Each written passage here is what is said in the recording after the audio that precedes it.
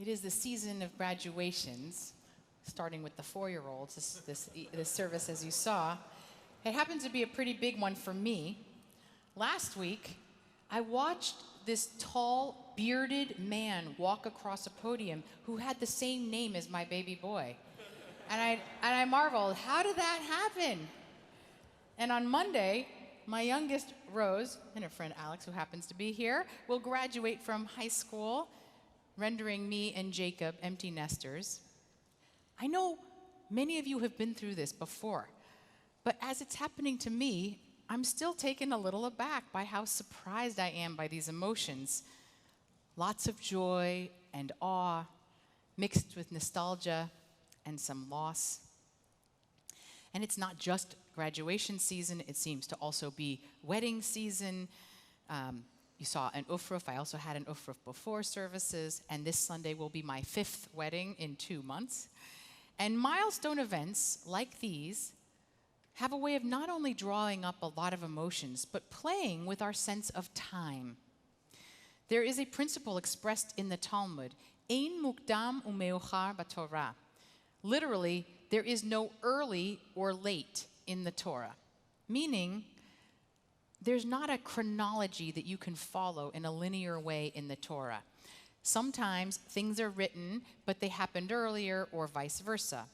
The Talmud uses this concept to explain fanciful midrashic stories, like the one where Moses gets to travel to the 1st century to sit in the Beit Midrash of Rabbi Akiva. All of this is possible when there's no chronology. This idea, however, challenges our very linear way of thinking about time. But I've come to appreciate that there are many moments, especially these kinds of milestone moments, where time feels much more fluid. I thought of this when I sat in my daughter's final a cappella concert recently. I was fully in the moment, tearing up the whole time, but then they brought out this little elementary school choir, the Heschel Half Notes. Rose first began singing. Her first concert was with those half notes when she was 7. And back then, the high schoolers seemed impossibly old. I blinked and Rose became one of them. And when Rose closed out the concert singing Fix You, there wasn't a senior parent who wasn't crying, because we all know what's coming. Our children will soon be out of the house doing what they are meant to do, which is no longer needing us.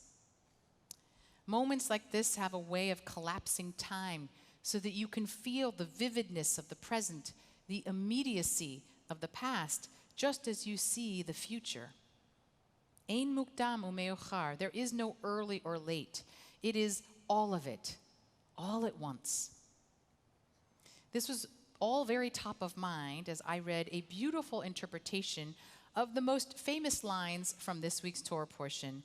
Parshat Naso contains Birkat Kohanim, known as the priestly benediction, a blessing that you've seen we offer regularly at these milestones, just like the ufruf I just officiated. It is also the traditional blessing that parents offer their children every Shabbat. The 16th century rabbi of Prague, Rabbi Shlomo Ephraim ben Acharon of Lunches, also known by his less cumbersome nickname, the Kli Yakar, after his most famous commentary of the Torah, he writes a beautiful interpretation of the threefold benediction, seeing each line as representing 3 different stages of life. And he uses the language of daughter, sister, mother. I invite you to use language that resonates for you. Maybe it's son, brother, father, or perhaps it's student, peer, teacher. So let me expand a little on the way he breaks down the 3 lines of this blessing and expand on his commentary. Yivorechecha Adonai v'yishmerecha. May God bless you and keep you. Yishmerecha, literally coming from shomer, to guard or protect you. So the first line reminds us that we all start out as children. We are someone's daughter or son. We are all children of God.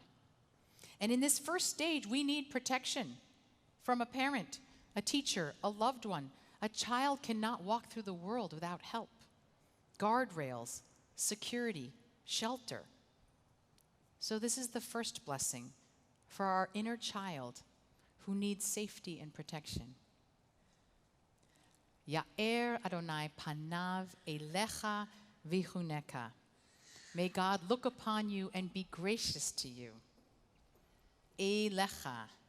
We translate that as, may God look upon you, but in Hebrew it literally means to you. Not looking down upon, but elecha, which is an eye-level way of seeing one another, as equals, as peers. This is the blessing of a sister to a sister, a friend to a friend. Now, as a parent or as a teacher or as a mentor, it's the moment when you realize that the person that you've been caring for and teaching and protecting now stands across from you as a fully developed human being who may be of you, may be shaped by you, but is wholly their own person.